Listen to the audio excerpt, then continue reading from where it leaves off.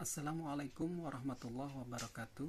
Yang terhormat Bapak Dr. Haji Rusmadi, MMPD sebagai dosen pengampu mata kuliah PLSBT. Perkenalkan, saya Endang Hidayat Permana dengan nomor induk mahasiswa 02301100056, program studi pendidikan agama Islam semester 2B. Pada kesempatan kali ini, izinkan saya untuk menyampaikan materi tentang bahaya bullying sebagai tugas ujian tengah semester.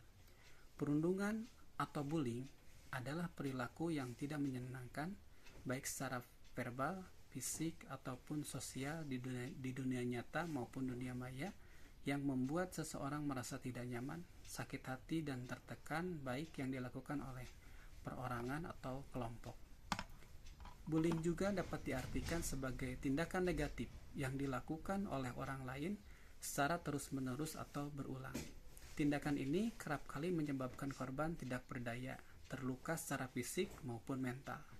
Dalam aspek etimologi, bully atau dalam bahasa Indonesia kerap digunakan dengan bahasa rundung yang bermakna mengganggu, mengusik terus-menerus, dan dapat memberikan rasa kuasa dan pengendalian kepada pelaku.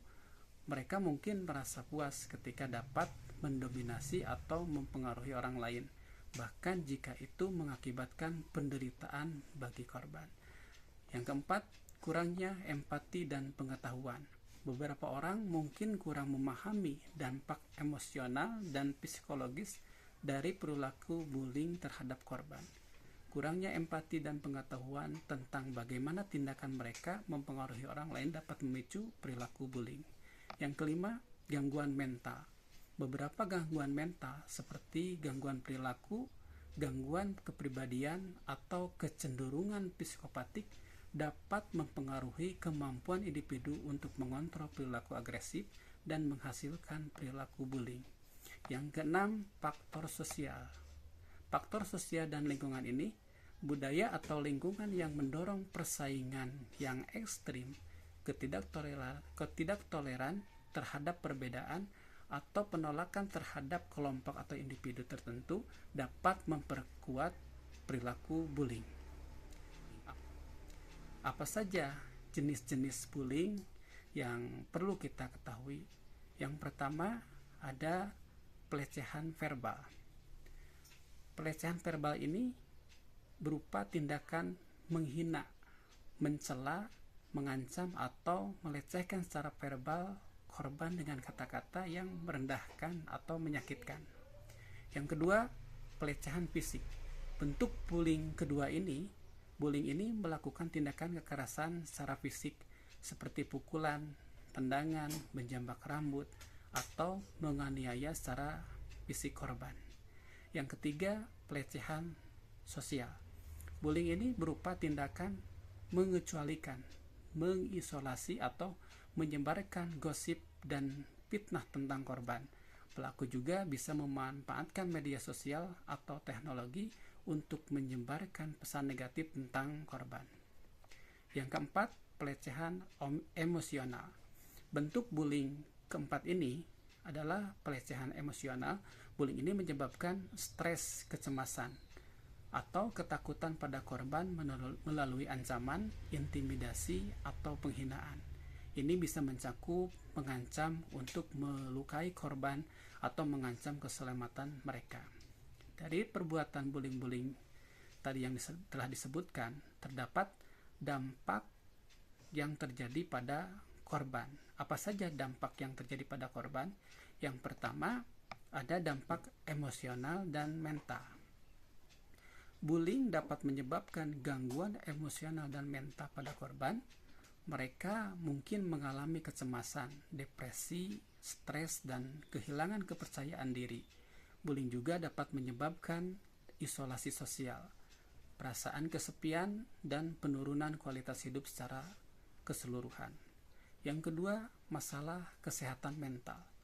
Korban bullying memiliki resiko yang lebih tinggi untuk mengembangkan masalah kesehatan mental, seperti gangguan kecemasan, gangguan suasana hati, dan gangguan makan seperti anoreksia atau bulimia. Beberapa korban dapat mengalami pemikiran atau perilaku bunuh diri. Yang ketiga, gangguan fisik. Bullying dapat menyebabkan cedera fisik pada korban, baik secara langsung melalui pelecehan fisik atau secara tidak langsung melalui stres kronis. Cedera fisik dapat berkisar dari lebam, memar, hingga luka yang lebih serius. Selain itu, stres yang berkepanjangan dapat mengganggu sistem kekebalan tubuh dan meningkatkan risiko penyakit fisik. Adapun beberapa langkah yang harus diambil untuk mencegah terjadinya bullying adalah diantaranya sebagai berikut. Yang pertama, pendidikan dan kesadaran. Lakukan program pendidikan dan sosialisasi tentang bullying di sekolah, di tempat kerja, dan masyarakat. Tingkatkan kesadaran mengenai konsekuensi dari bullying bagi korban, pelaku, dan masyarakat. Yang kedua, peran sekolah. Implementasikan kebijakan anti-bullying yang jelas di sekolah, termasuk sanksi untuk pelaku bullying. Libatkan guru, staf sekolah, dan siswa dalam program pencegahan bullying. Yang ketiga, promosi kebijakan toleransi dan keanekaragaman. Dorong penghargaan terhadap keanekaragaman, inklusivitas, dan toleransi di sekolah dan masyarakat. Ajarkan pentingnya menghormati perbedaan budaya, latar belakang, dan identitas individu. Yang keempat, peran orang tua dan wali.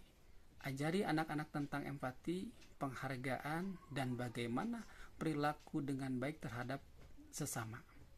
Libatkan diri dalam kehidupan anak, pantau aktivitas online mereka, dan ajari tentang perilaku yang aman di dunia maya. Yang kelima, mengajarkan keterampilan sosial dan resolusi konflik. Latih anak-anak untuk mengembangkan keterampilan sosial seperti komunikasi efektif, negosiasi, dan pengelolaan emosi. Ajarkan cara